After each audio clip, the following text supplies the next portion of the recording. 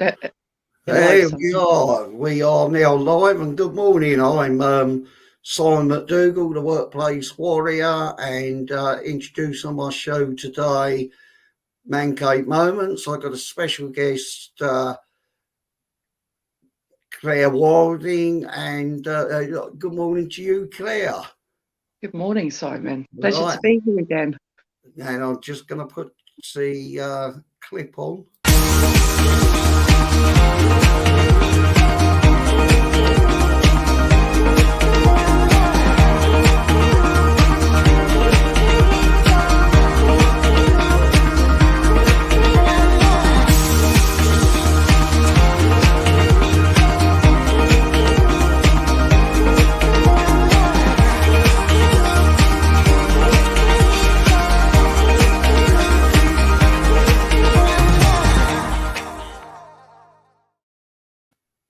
Okay, good morning. So, Morning. Simon McDougall, the workplace warrior, and I'm here today with Claire Wilding, the reboot catalyst she's got down there on her name, and she's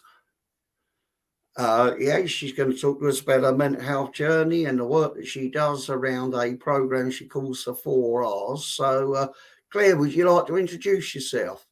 Yeah, it'd be a pleasure to. Thank you, Simon. So yeah, as Simon's just said, I'm the reboot catalyst. I basically work with people who have been through a period of, struggle, challenge, and things like that, but they're ready to take the next steps and move themselves forward. So I work through my program called the 4 Rs process to initiate change. And simply put, it's broken down into 4 components: reassessing your current reality, looking at where you're at now so you can make, sensible decisions about how you want to move forward, refocusing priorities and personal resources, looking at the things and the tools and the people that you have around you, and being able to utilize those most effectively to be able to make the necessary changes that you need, regenerating possibilities into dynamic changes. So, of course, we all know those possibilities, and making the changes that you can be making in order to set yourself off on the best footing. And results focused game changing actions, which is, of course, where we completely summarize everything that we go through and say, set you out on a plan in order to help you move forward. So, yeah, that's in a nutshell what I do. But obviously, there's a certain load of components around it which have kind of got me to this point. Um, and I would start first and foremost with the fact that I had a breakdown a few years ago. Very difficult part of my life. Didn't see any way out of it. My own mental health was completely shot.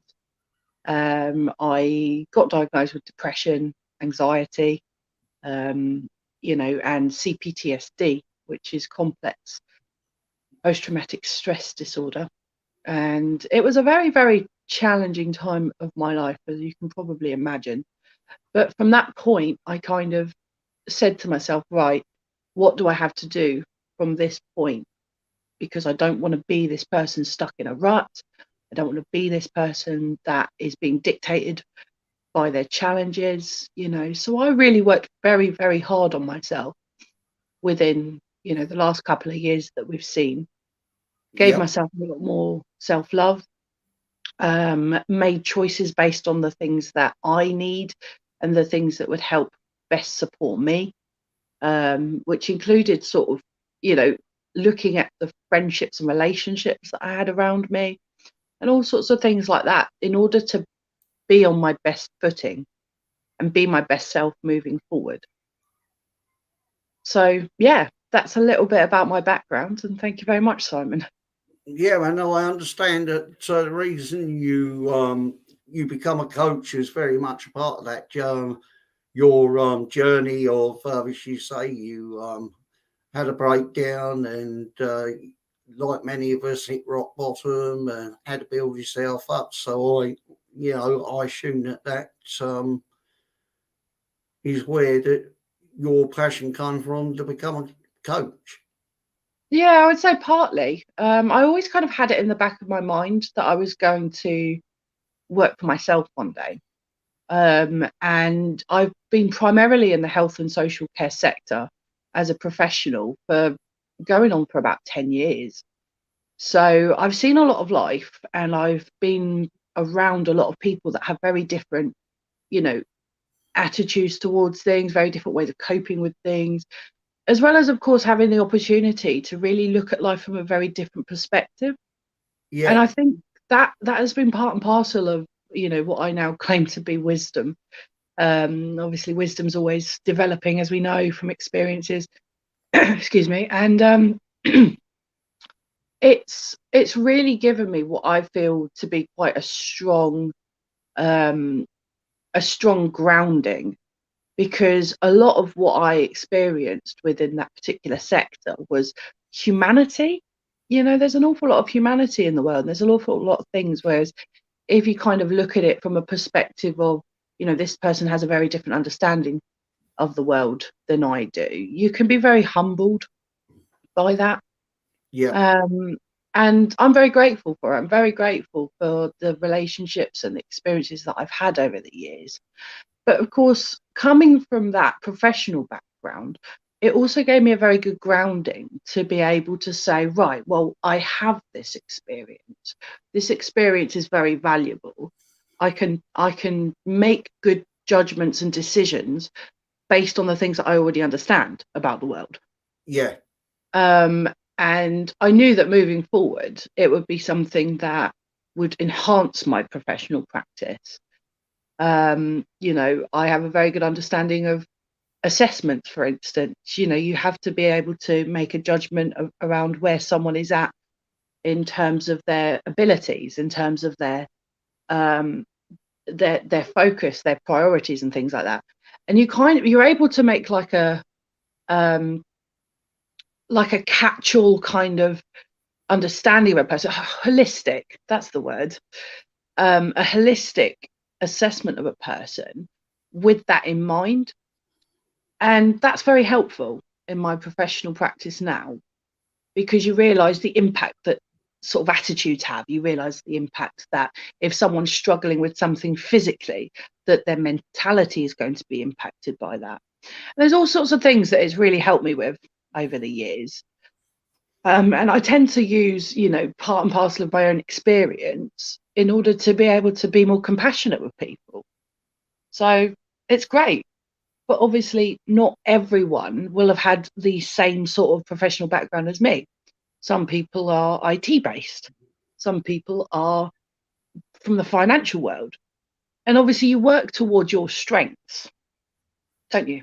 So You does, and you do indeed. And I think, the skill obviously comes in coaching. That you're asking the questions, and you're helping people to come to their own decisions and their own conclusions on where they want to go. yeah, And I think the art of coaching, of course, is to keep digging and getting rid of the layers until we find that diamond at the bottom of the dirt, and we start to refine ourselves. So yeah, yeah, sure. no, I think you explained a lot there excellently. What I'd like to do, I'd like to spend a bit of time and going through the different phases of the 4 R's, or use of 3 R's, sorry, and Sure. No, that's okay. 4 R's, yeah, sorry, and Right.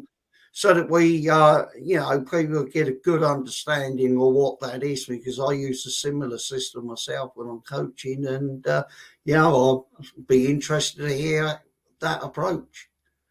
Yeah, sure. And excuse me, thank you for having such an interest in it, Simon. It's nice to be able to break it all down for people. So obviously we start with reassessing your current reality. Where are you at now? We don't look at the past.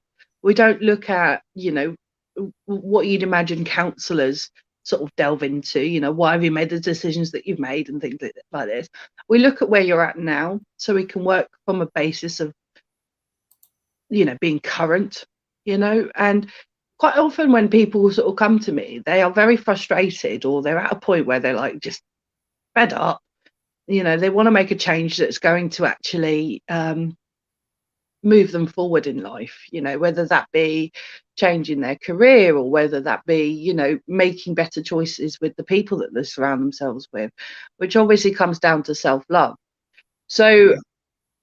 obviously we start with where you're actually at, reassessing your current reality. Then we refocus priorities and personal resources in order to be able to say, right, okay, well, this is where you're at now. What do you have that's available to you? Do you have some sort of a qualification? Do you have some sort of a, you know, a like a grounding of sorts? Do you have the right people around you and all this? And then we go into that a little bit further and we encourage that, you know, healthy communication in order to be able to say, well, actually, yeah, I have realized that, you know, I've got a lot more available to me, or I've got a lot more that can help me in this personal transition that I'm trying to make. Then, of course, we look at regenerating possibilities into dynamic changes. And that's a very fancy way of basically saying, turning those things around in order to be able to make a plan moving forward. Okay, so the things that you can change, you know, that with people, there are always ways of being adaptable. There are always ways of being like, hang on, I could look at that differently. Or hang on a minute, I could approach that differently. We look at, you know, healthier communication. We look at, you know, the options. We look at, right, okay, well, what do you have to do now in order to make this fulfillment happen in yourself? Because it comes from a place of knowing that that person is ready for real change, doesn't it? Otherwise, they wouldn't be looking to coaching in the first place. So, you know that you're in a position where you're able to say to this person, okay, well, this is your plan. This is how we're going to do it. And you're going to take the actions to make sure that it's going to happen for you. I'm trying to put this really basic. And results focused game changing actions. So we go through a step-by-step goal plan. Within the step-by-step goal plan, we also look at the mini objectives that we have, because obviously you can't reach your goals unless you're meeting your objectives. And then at the end of the program, essentially, this person has made a U-turn, or they've made some sort of personal discovery, and they're able to say to me quite a lot of the time, wow, you know what? Like I was approaching things very, you know, in a very unhealthy way, or I wasn't grasping opportunities when they were available to me, and you've really given me the power in order to be able to do that. But this is where it actually happens, because this is where we say to people, right, in order to achieve X, Y, and Z, you have to do this. And then they do it. And it's an incredibly fulfilling journey for them. So without too much of my waffle, Simon, does that help? It does indeed. Yeah, well, I think a very important thing happens too when you go through that process, because you're looking at you know, your own thought process and the thoughts that go through your mind, and you get a lot, as you know, you get a lot of negative self self thoughts in there, and Yeah. you have to battle them, and you got to learn to nip them in the bud, and Yeah. that is a very incredible part of the coaching process, which I think is very much underrated. I mean, the penny dropped for me when I learned that I was in control of my thoughts and the Yep. reactions that I could take to any situation. I'm exactly the same. Yeah, and how do you feel? How do your clients find that? What, when I say that to them? Yeah, They realise that they are in control of what they ultimately want for their lives. You know, it's like you say, the penny just drops one day, and you realise that you're in control of your own destiny. As cheesy as that sounds, you know, if you're not happy in the situation that you're in, you have the power to change it. And it even goes down to things like the way that people are talking to themselves. Do you ever catch someone in a situation where they kind of go, oh, that was stupid, why did you do that, or whatever? And I automatically find myself saying, it wasn't very nice. And they look at me and they go, oh, I was talking to myself. And I'm like, yeah, that wasn't very nice, why would you say that? you don't talk to yourself nicely. You know, you're giving other people permission to talk to you like that. And they kind of go, Yes. oh, I never looked at it that way. And I'm like, I've become very conscious of those things, because the way that I speak to myself isn't like, you know, I get up in a day and I think to myself, oh, I can't do this. Oh, no, do you know what? What's the point and all that? The way I talk to myself is I say, right, this is what I want to achieve today. You know, get the things done that you need to get done.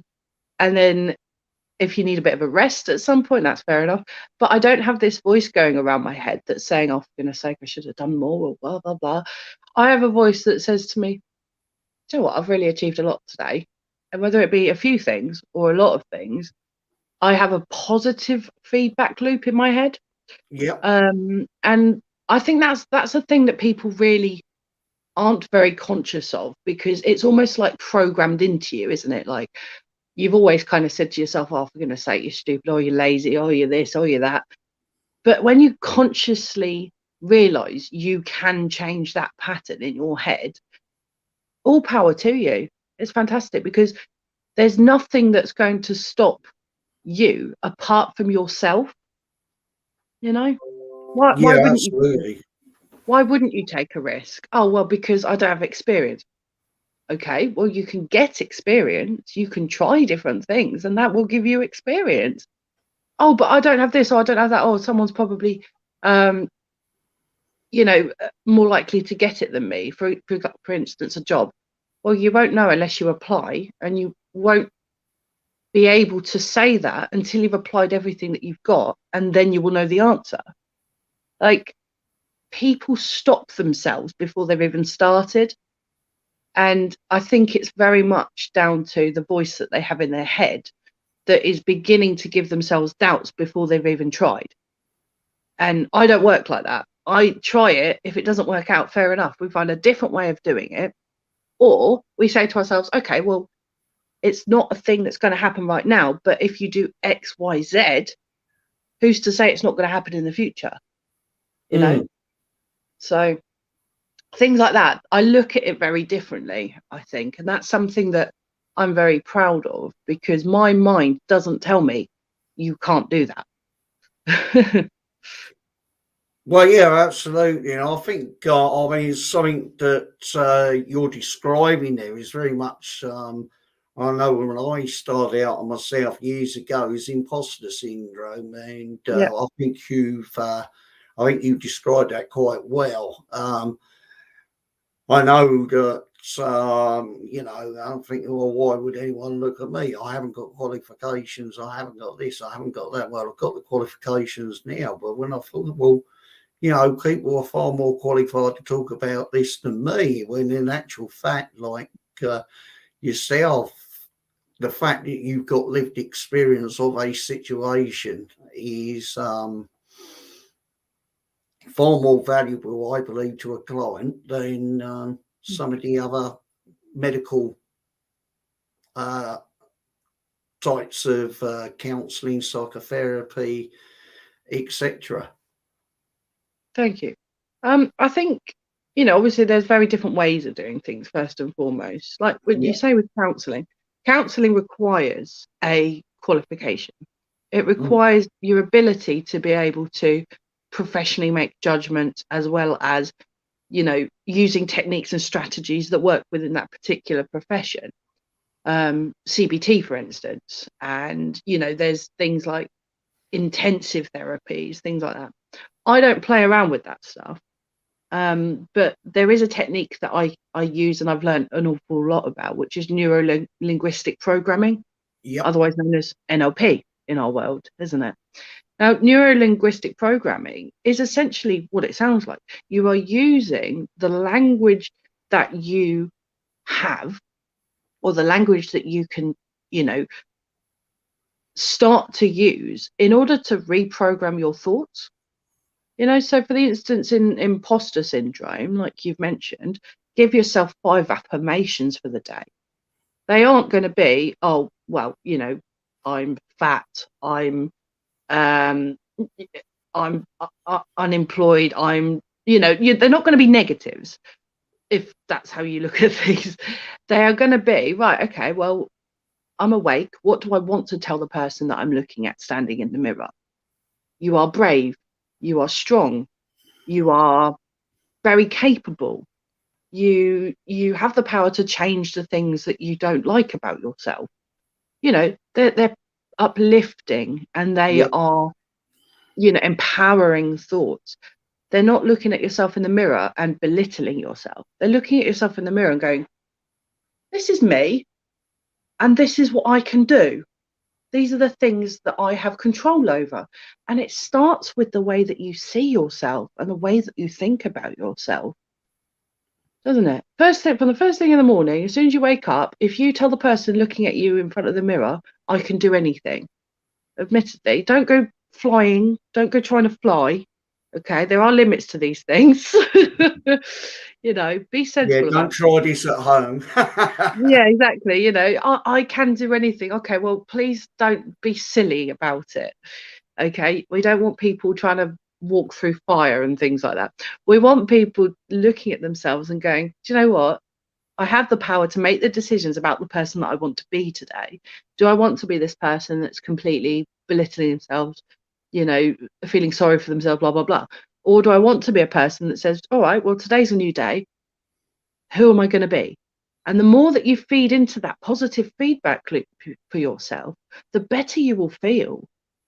Believe me, that was where I started. And now I think, well, if I can train my brain to think these things about myself, what else can I train my brain to think?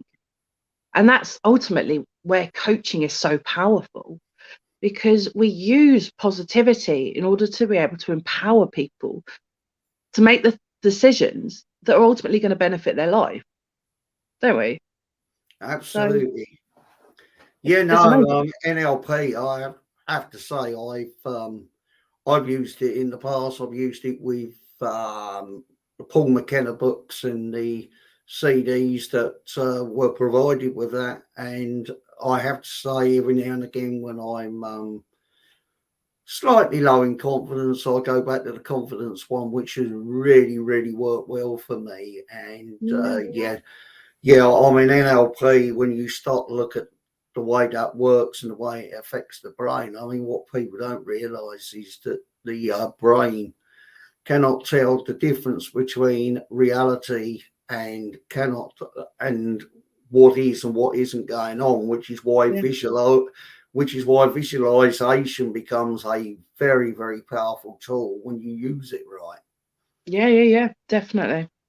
And I completely agree with that, Simon. You know, I think when I first discovered NLP for myself, I thought, wow, that is very powerful. Even just telling yourself different words, just using a different way of picturing your situation. You Mm, know, what we quite often don't realise is that we're so caught up in all the thoughts in our head, aren't we? That, yeah, you know, if you look at the basics, I'm sat here, admittedly, on the sofa having a conversation with you. That is it. That is all I'm doing right now. Okay? Except maybe trying to drink my coffee. But, you know, they are the things that are happening in reality within my life right now. This is it. yeah, I could start, you know, thinking about the things I've got to do today. I could start thinking about, you know, oh, for goodness sake, you know, when that thing happened so many months ago or whatever. But I don't let my mind go off on a tangent, because I'm very present in what I'm doing. And mm, when people realize that being more present in the actual situation that they have is very, very powerful, you know, your mind stops going off on those tangents. Your mind stops creating these thoughts, because, like you said, it's it's your reality, and your thoughts become your reality. Whereas my reality right now, I'm sat here on the sofa talking to you, and nothing is wrong. But I've been able to deprogram my brain from doing those things. And believe me, it's so, so nice. Particularly when I was struggling with anxiety, I would constantly be ruminating, yeah, or I would constantly be thinking, oh, you know, what if this, what if that, what if that, what if this? If you stop yourself, well, you can. It's very difficult, but you can. stop yourself from having those ruminating thoughts. And for me, admittedly, it took medication, you know, but you suddenly realize actually quite how okay things are. You're like, my head's quiet. I don't have all these thoughts going around my head, and everything's okay right now. Whereas anxiety makes you think that it's not. Anxiety makes you think that, oh, I've got to worry about this, I've got to worry about that, I've got to worry about that, I've got to worry about this. But if you really stop and look in front of you, all we are right now, sat having a conversation. Nothing's wrong. And it's amazing how much of an impact it has when your mind is, you know, not creating that angst. It's amazing. Yeah, very much. I mean, the trouble with anxiety, as I've found in the past, and that you tend to overthink things, and Very much so. and a lot of it comes from fear. I mean, one of the acronyms to fear is false evidence appearing real, and Yeah. in actual fact, you'll find. I mean, I was for many years. I was a compulsive worrier. I worried all the time. I worried about everything, and when I didn't have anything to worry about, I worried about the fact that I didn't Yeah, have I know anything what you to mean. worry about, you know. And I'm thinking, is there something I've forgotten or whatever? And Yeah, definitely. it's a horrible place to come from. I mean, I had panic attacks left, right, and centre. I mean, I gave my thoughts a breeding ground that they just shouldn't have had. And nowadays, fortunately, as you say, it's now that I've got the same situation you with my brain, it's such a wonderful place to come from, because I don't feel that it's anywhere else. You say, I'm sitting here at a chair in my office, I'm interviewing you, we're having a great conversation, there's nothing else that needs to go on. My phone's off, it's sitting on silent at the moment, so nobody can disturb me, and it's great. It is, You yeah. know, we're sitting here having a conversation, and we're talking about mental health that we're both passionate about. And Okay. I think the key element there that you were describing, Claire, was, you've only got the present to work with. You've Yeah, only got it's now. very true. You only got now. What's in Yeah, the past is in the past. It's yep. happened, and that's it. What happens in the future, you can't Okay. control what's going to happen in the future at any No, given moment. And once you realize that actually your present moment is the only thing that you stand by and you've got to work with, then you become far more powerful, I think, in your thoughts, your well-being, definitely. everything else. Yeah, and I do completely agree with that, Simon. I do. There's a thing that is said about depression. Depression is living in the past. Anxiety is living in the future, but peace is living in the present. Yep. That's the thing about it. You realize actually quite how much each of those components focuses on a different stage of life. And I just got to the point where I was like, oh, for goodness sake, do you know what? I've had enough of this now. It's making me feel rubbish. I don't want my mind to be focused in a place that makes me feel bad, And I realised that there's so much that I do and so much that I have done to move myself forward in life ever since I've struggled with um, depression and anxiety. And it's still there. Don't get me wrong, it's still there. But like I say, my mentality is under a lot more control now, partly thanks to medication, but also thanks to the way that I look at things. Yep. It's you can just consciously choose your thoughts that then affect your day. And the way that I looked at it was that I said, right, today I'm going to have a good day. What's going to make today a good day? Then tomorrow I'm going to have a good day. And you go day by day sometimes until you realize, hang on a minute, 2 months have passed. I've had a fantastic 2 months. What's happened that's given me a fantastic 2 months? The thoughts that I have, the way that I look at the world, my perception of the experiences that I'm having. But I make every day conscious so that I Yeah. can then actively enjoy those experiences, but also have the most positive outlook for my day possible. You know, I don't think, oh, it's Monday. Ugh. I think, oh, brilliant. It's a new day today. Cool. What's going to happen?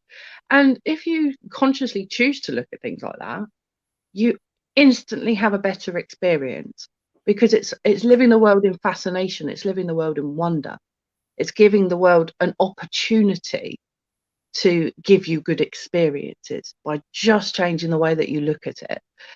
And that for me has made my last 2 or 3 years, apart from the struggles that I was having, so much better. And I've got so many wonderful memories and achievements as a result of the way I was thinking.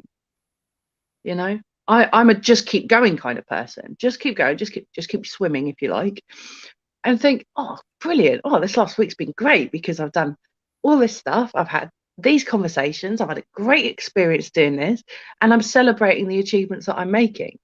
If you instantly turn it around into noticing those things, you feel so much better. You do. Yeah, absolutely. I couldn't agree more. I'm just going to do a bit of housekeeping here for a minute, because tonight we have a very entertaining panel that's going to be happening, which is going to be hosted by the mental health warrior himself, Adam DeVille, and he's got Anthea will be hosting a Warriors of Attraction panel discussing the history of mental health. Well, that's going to be a very fascinating discussion for anybody who'd be interested to tune in tonight at 8 p.m. As I say, correct myself, Anthea will be hosting and Adam will be joining with a panel. So that sounds all very exciting. I think where you were coming from there, Claire, and what you're saying, I mean, you do feel once you've got those thoughts in place, a much, much better person. But I think you hit the nail on the head too. Yeah. Yes, I do get low periods with depression or anxiety. I think we all do. Yeah. And that is a very normal state of living. I mean, one thing that I've always said, that just because I do look like I've got it all together now and I improve, it is a daily work in progress. I Absolutely. will Same never here. be cured. And the bottom line is I work on me every day. And, Yep. depression, as we know, is a sneaky thing. It creeps up on you if you're not careful. But because Yeah. now I now notice signs, I'm able to stop it getting effect on me. But as I say, I work on my mind every day. And Same. you got any thoughts on that, Claire? Yeah, I'm completely in agreement with you, Simon. I do exactly the same. I work on it every single day. If I feel myself starting to dip or lull in any way, I say to myself, okay, this is fine. This is okay. I can sit with this for a minute, but I'm not going to stay there. And my way of keeping it a little bit more in check is by being physically active, Yep. whether it be from, pacing up and down the kitchen to taking myself out for a stroll, and grounding myself, doing grounding exercises where you can include touch, you can include sight, sound, smell, you know all the senses. Focus on the things that are actually around you. So, like, I'm very lucky, I've got a view of the woods here where I am. Beautiful. And I think to myself, okay, well, what can I hear, what can I see, what can I smell? Taste probably won't apply, but so I can be more present in the moment. But Mm, there's also things around, like, if I want to spend all day in bed, you know, I can forgive myself for that, because I can forgive myself for being a bit tired because my mind is working so yep. much to cope with what it is experiencing, that sometimes it's okay to have a day where you just want to rest. But don't stay there. Make sure one tip I have is make sure you change your environment, you change rooms, Yeah. so that you can shift the energy and go to a space that feels a bit more rejuvenating, a bit more, exciting, or a little bit more comfortable, because it's so easy to keep feeding into it, isn't it? If you Yes. don't do the things that are going to help you shift out of that mindset. Yep. And like you say, depression's a sneaky thing. It's something that when you have a level of depression, you will experience. Okay. But the way I look at it is you can experience it in waves, very much so.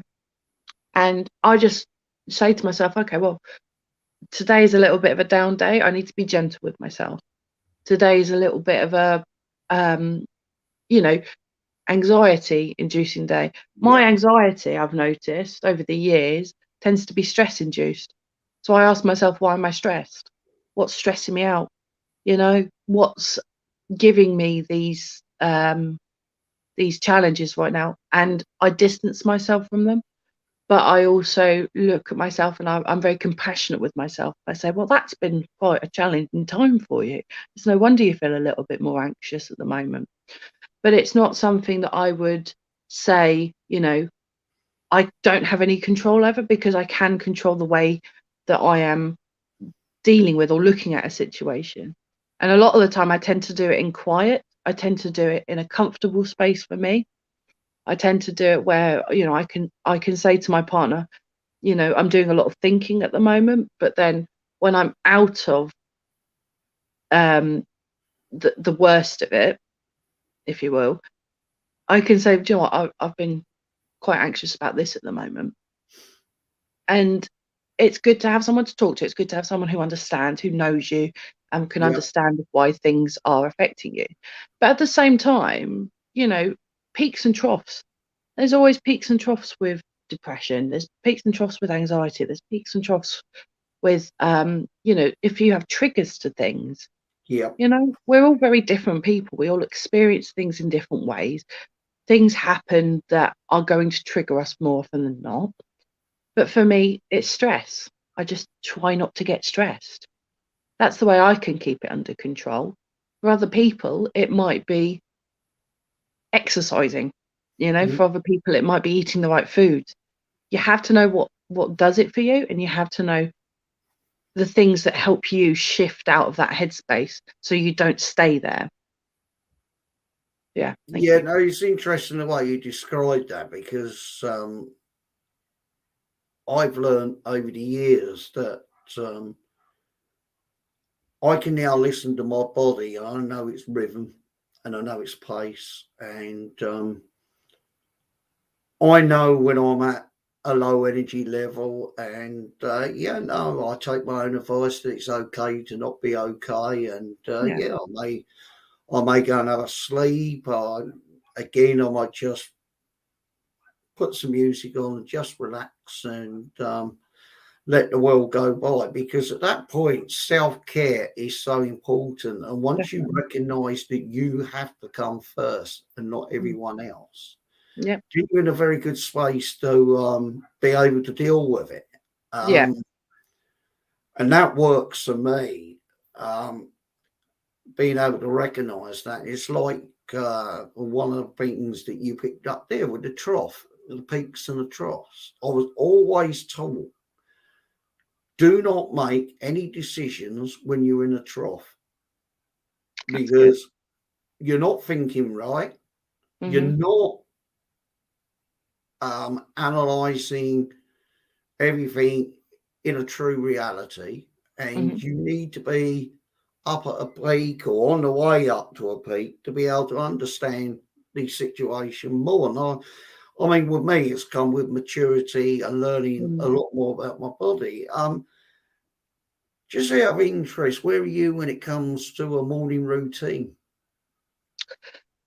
Good question. Thank you, Simon. Oh, Um, I'm Sorry. fascinated. Yeah. It's funny. I don't have a particularly complex morning routine. No, First and foremost, obviously the necessaries. Have a cup of coffee, things like that. Um, I I will admit I have a cup of coffee and a cigarette. Yep. I wait until I've at least loaded a little bit before I, do anything that needs doing, because otherwise I'll forget. I'll forget to do it, or I'll forget that I've done it. So I always take my tablet after my second cup of coffee. Otherwise I'll be like, have I taken it today? Mm. I let the dogs out and the cat as well. I have a gentle morning. I don't try and force myself to do anything that's overly strenuous between about the hours of, say, 10 and 11. I basically just have to wait for my body to gently wake up, wait for my mind to kick in, all that kind of thing, because I'm a bit of a slow starter. Yep. And I don't force myself, because if I had to say to myself, well, I'm going to go out for a stomp, something like that, then I might physically wear myself out before I've even mentally loaded. So, I do my morning routine very gently, very calmly, and I wait for my mind to catch up with what's happening. Yeah. What about you? Yeah, well, I mean, I think from the point of view of you there, Claire, I mean, you're just pointing out that, everybody's got different ways. I mean, you got a lot of people out there, gurus, that terms of, oh, you got to do this in the morning, you got to do that, but everybody is different. Yeah. Now, one thing I've not tried, and I'm in no way tempted to try, for argument's sake, is a cold shower first thing in the Oh morning. no. And Oh, I certainly don't fancy jumping in the cold sea down here, for argument's sake. I mean, no. things like that, to me, they're a no-no. But for me, what works for me is meditation. I do about 10 minutes or thereabouts every day. That's good. And I just allow my thoughts to go past. I notice anything going on in my body where I might have a bit of ache or pain or whatever, and I just do a general meditation from head to toe and going through my body and just checking that everything's okay. Yeah, Check that good. my stomach, check that my gut is is okay with my digestive health, but B, whether or not there's any instincts there that he's wanting to tell me. Mm. I do that. I do journaling, and I normally do the journaling before I do the meditation, because I call journaling the mind dump. Yeah, same. And I know other people have coined that phrase too over the years, but for me, if I've got a lot of chatter in there, whether it be business, personal, pleasure, or whatever, if it's something I just want to get down, I like to get it down on a bit of paper, and it's out my mind. It clears the gutter, and it Yeah, allows me to get on with what I need to do in the day. yeah. And you can say to yourself, park it, can't you? Yeah, Just park that absolutely. for a minute. It's on my mind, but it doesn't need worrying about at the moment, or I need to I focus on think this. I personally think it's one of the most powerful things that are out there. I I really, agree. I and agree. I do that every day. And Yeah. sometimes during the day, I might do a bit of journaling on business and that, just to clear my thoughts, so I know where I'm going, because sometimes you can be have so much going on in your mind that you just need to dump it on a bit of paper and, as you say, park it to one side.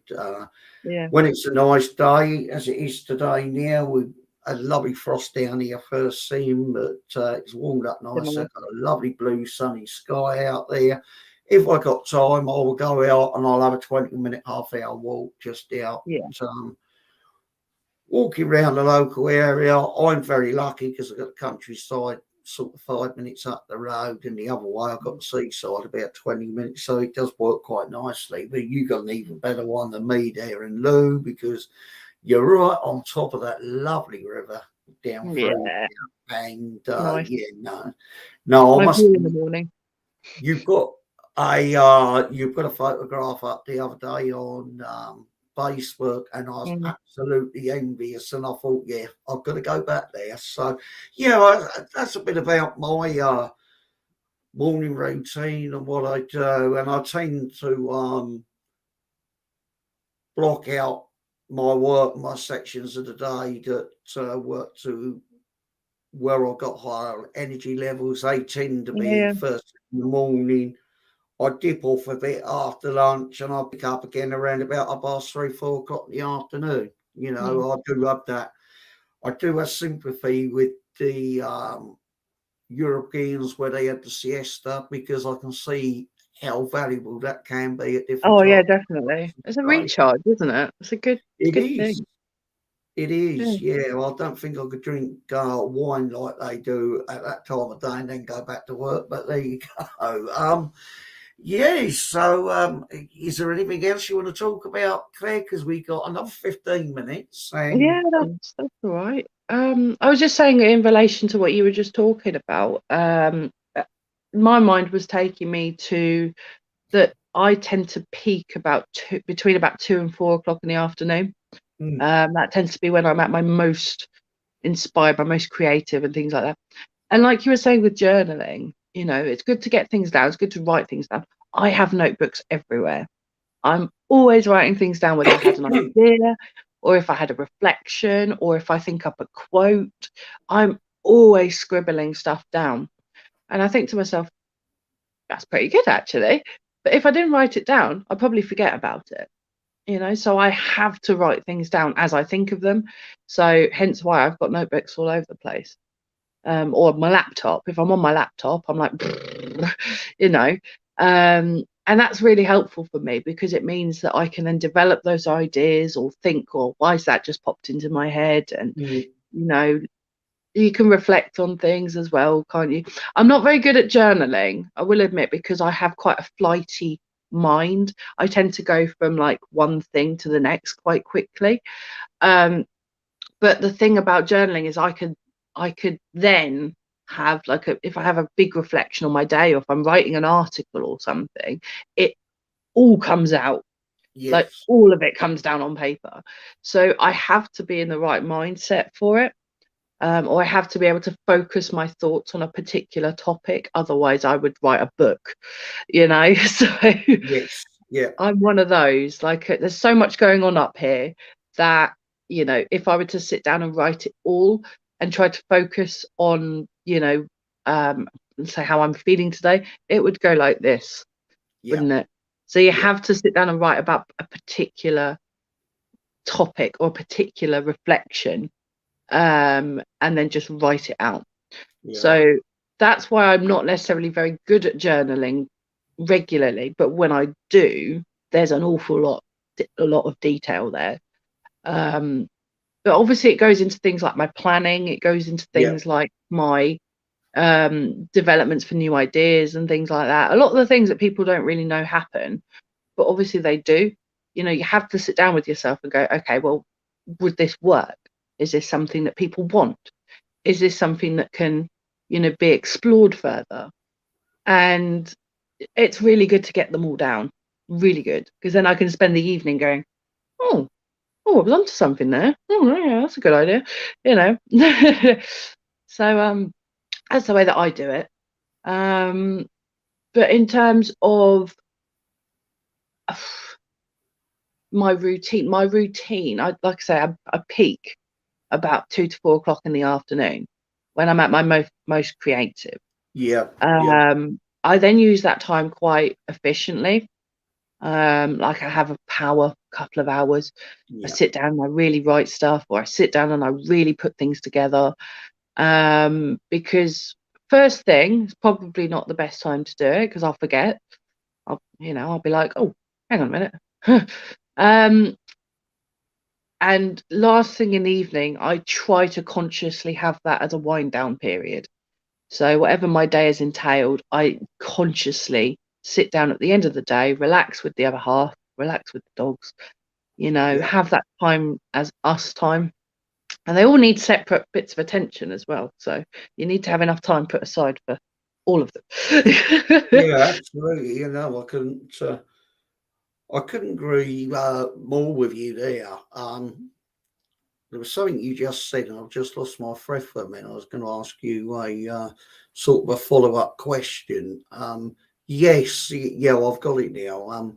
I mean, where you're talking now, I mean, that particular period there for 2 till 4, and yeah, I think we've all got, let's say for me, my sweet spot tends to be from about 10 o'clock through to 1 o'clock, Yeah. in the morning. The thing that strikes me there, and I'm very big on it now, I've got stronger on it over the years, is the importance of boundaries and protecting that time. 100%. It is, yeah. That's something that, as we're talking about it, obviously it comes up, but I think it's quite hard when, especially with the world as it is, there's so many distractions. Yeah, That, yeah, your phone goes off or an email pops up or, whatever. And it's quite easy to drift off.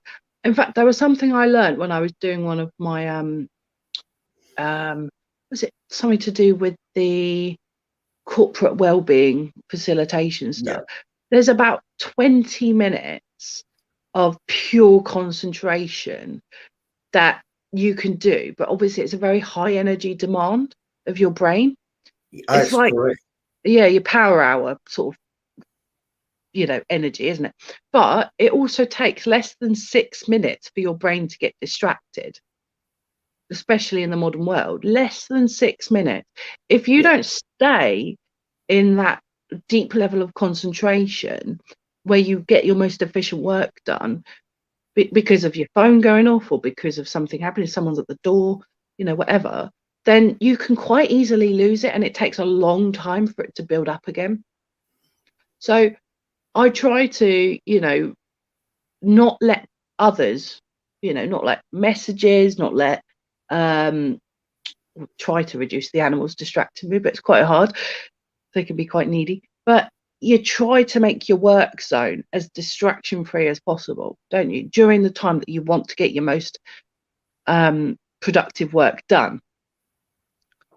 And the world just has to wait, unless it's an emergency. No, between these hours, I am just getting work done, yeah, because it's so easy, so easy to let everything else jump in and distract you. And, oh, this is more important than that at the moment, according to someone else's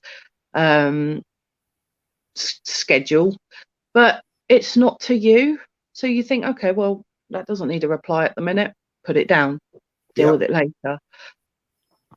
Excuse me. So yeah, boundaries are very, very important, especially when you're trying to concentrate. And boundaries are so valuable in life as well, yeah, because, if someone else's situation to them is paramount, this needs a response now, you can go, okay, well, hang on a minute, that doesn't need to be responded to right now, because to me, it's not high on my list. And it might be someone going, I need to know what the plan is for this weekend. Unless this weekend is a big event, it can wait. yeah, absolutely, yeah, It can wait. It's not important right now. It can wait. And that's why other people have to appreciate boundaries as well, because we all have different priorities, unless this weekend was like a big birthday bash or an anniversary party or something like that. It can wait, otherwise you find yourself running around trying to please everyone all the time, and you don't get anything done for yourself, and you feel so unsatisfied when that happens, don't you? You think to you yourself, for do, goodness sake. yeah, yeah, yeah. No, I mean, I must admit, where I quite often working from home and that family do try to contact me, and he was like, no, now's not the time. They have got far more used to it, but it's taken years for them to adapt. But Yeah, now, if I get a family member, particularly my mum and dad, my mother-in-law, and my auntie, that are all getting on in years, then normally I know that, yeah, this is something that needs to be taken. I mean, other than that, my boundaries are very clear that, good.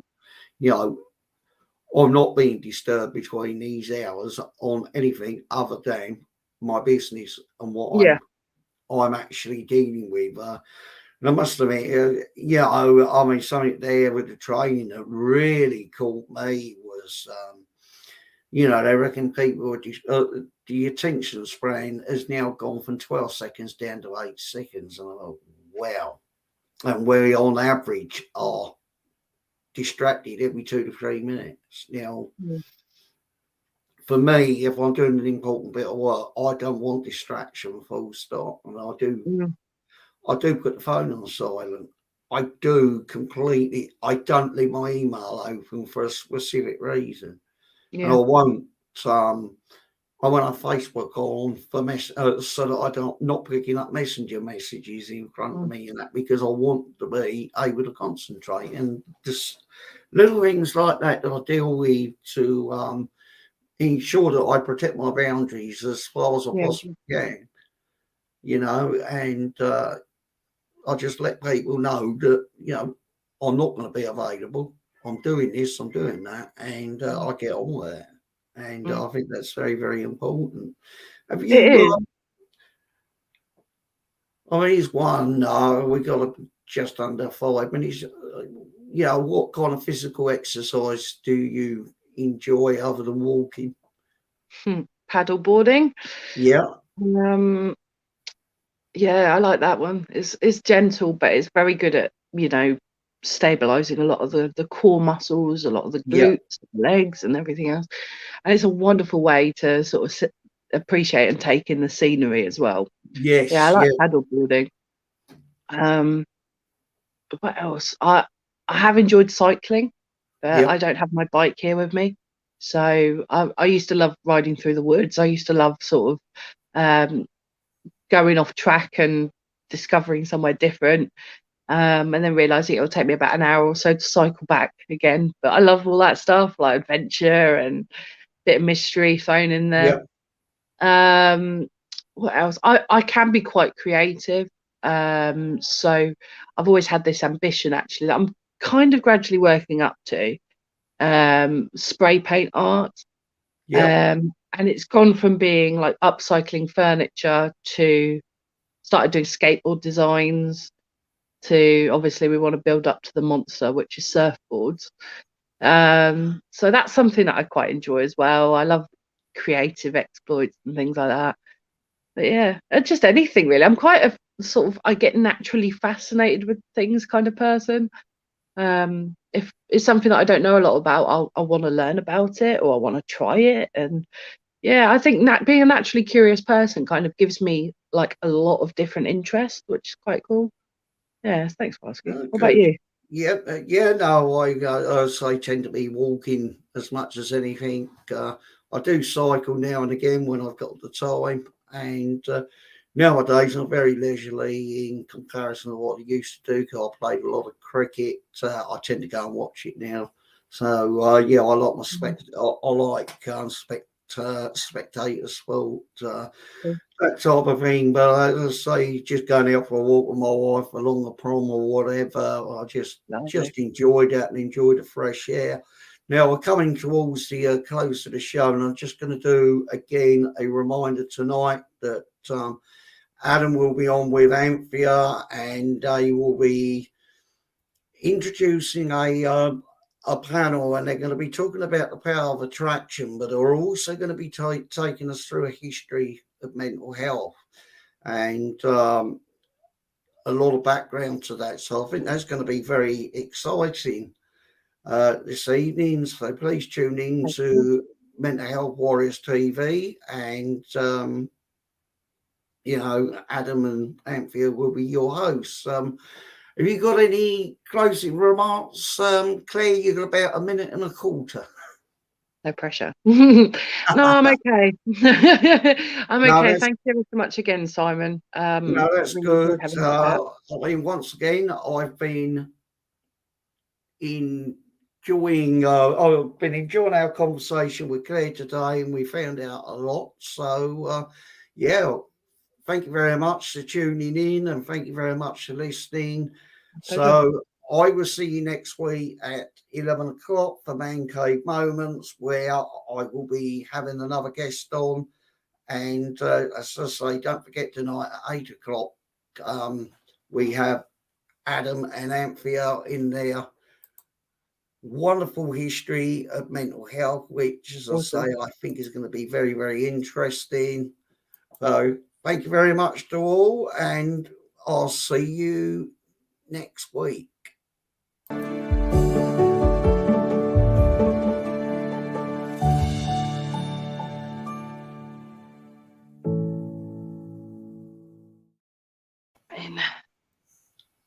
Hello.